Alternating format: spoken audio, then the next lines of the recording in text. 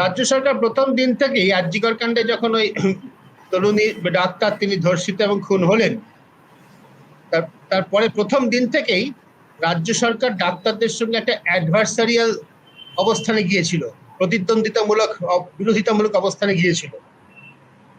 এখন অনেকের মনে নেই যে আরজিকর হাসপাতালে ওই সন্দীপ ঘোষ আর তার দলবল মিলে কিন্তু প্রথম দিন পুরো ব্যাপারটাকে দখল করে নিয়েছিল এবং আন্দোলনরত জুনিয়র ডাক্তার, যাদের আমরা আন্দোলনের মুখ হিসেবে পরে চিনলাম, তাদের কাছাকাছি ঘেঁচতেই দেয়নি, পুলিশও গিয়ে লাঠি চালিয়েছিল। আস্তে আস্তে জনমত যেভাবে আরজিকরের ডাক্তারদের পক্ষে দাঁড়ালো, সাধারণভাবে জুনিয়র ডাক্তারদের পক্ষে দাঁড়ালো, তার ফলে সরকার অবস্থান বদলাতে বাধ্য হল। কিন্তু সরকারের আন্তরিকতা থাকতে সোফিয়া আজকে প্রশ্ন উঠতো না, একথা উঠতো না সুপ্রিম কোর্টে যে যতগুলো সিসিটিভি ক্যামেরা লাগানোর কথা ছিল তার মাত্র 26% লাগানো হয়েছে। সিসিটিভি ক্যামেরা কি কলকাতায় মানে পশ্চিমবঙ্গ বা ভারতে কিনতে পাওয়া যাচ্ছে না? আমি জানি না, মানে সাপ্লাই কম আছে। লাগানোর জন্য কি লাগে? লাগানোর জন্য কয়েকজন টেকনিশিয়ান লাগে আর কিছু সিকিউরিটি এক্সপার্ট লাগে যারা বলে দেবেন কোথায় লাগে। কলকাতা পুলিশে কি সেরকম লোকের অভাব আছে? কোনোটাই নেই। তাও কাজটা হয়নি, হচ্ছে হবে প্রতিশ্রুতি দিচ্ছি। সুপ্রিম কোর্টে গিয়ে স্বাস্থ্য সচিবও আজকেও হাজির ছিলেন, স্বাস্থ্য সচিব তিনিও গিয়ে কথা বলেছেন। আন্তরিকতার অভাব তো প্রথম দিক থেকে আমার মনে হচ্ছে যথেষ্ট রয়েছে। বাধ্য হয়ে সরকার আন্তরিকতা দেখিয়েছিল কখন? যখন মুখ্যমন্ত্রী মমতা ব্যানার্জি নিজে ধর্ণা মঞ্চে গিয়ে বলছে যে আপনারা আলোচনায় আসুন।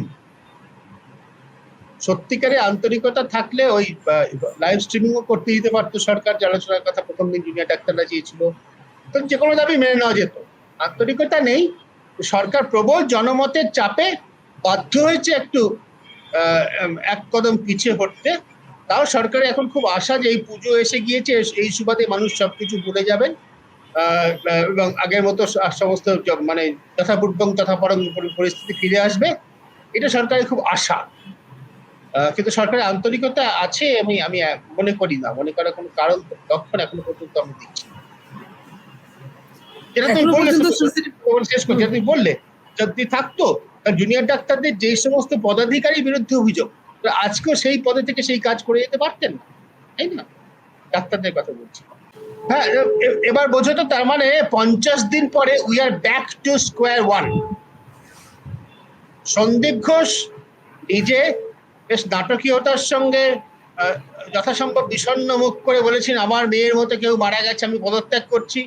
মুখ্যমন্ত্রী মমতা ব্যানার্জি বলেন না না উনি পদত্যাগ করছেন না, 3-4 ঘন্টার মধ্যে তাকে আরেকটা হাসপাতালে অধ্যক্ষ করে দেওয়া হয়েছে। সেই লোকটা বলবো, ভদ্রলোক আর বলা যাচ্ছে না ওনাকে, সেই লোকটা প্রথমে গ্রেপ্তার হলো আর হাসপাতালে চুরি করার অভিযোগে, মানে আর্থিক তছরুপের অভিযোগে, পরবর্তীকালে খুন ধর্ষণের অভিযোগে। মেডিকেল কলেজের অধ্যক্ষ তিনি খুন ধর্ষণের মামলায় গ্রেপ্তার হয়েছেন, প্রমাণ পরে হবে, গ্রেপ্তার হয়েছে।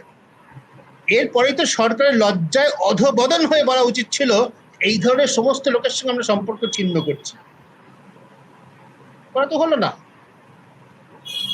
সেদিন ঠিক যেরকম মুখ্যমন্ত্রী মমতা ব্যানার্জি বলেছিলেন যে আমরা ওকে ফিরিয়ে আনছি, তারপর জনমতের চাপে পড়ে সিবিআই যখন গ্রেপ্তার করলো, তারপরে যখন সিবিআই আবার খুন ধর্ষণের মামলায় তাকে এবং একটা কলকাতা পুলিশের থানার ওসিকে গ্রেপ্তার করলো, তারপর থেকে বাধ্য হয়ে সরকার কিছুটা নমনীয় হয়েছে।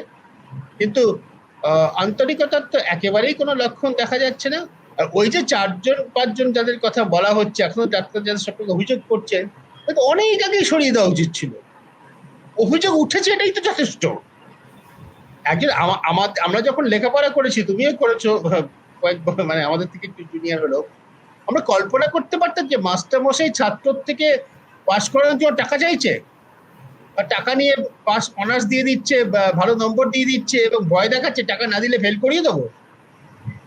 এই যে মাস্টার মশাইরা, এই যে চক্র পশ্চিমবঙ্গের স্বাস্থ্য শিক্ষা ব্যবস্থা গড়ে উঠেছিল, ঝাঁটা মেরে সমূলে উৎপাটিত করা উচিত ছিল সরকার প্রথম দিনে। এখনো অভিযোগ উঠছে, তারপরে প্রমাণ হয় যে সরকারের ওই যেটা আমি বারবার বলে থাকি, সরকারের এতখানি গলা অব্দি পাকে ডুবে আছে, দুর্নীতির পাকে ডুবে আছে।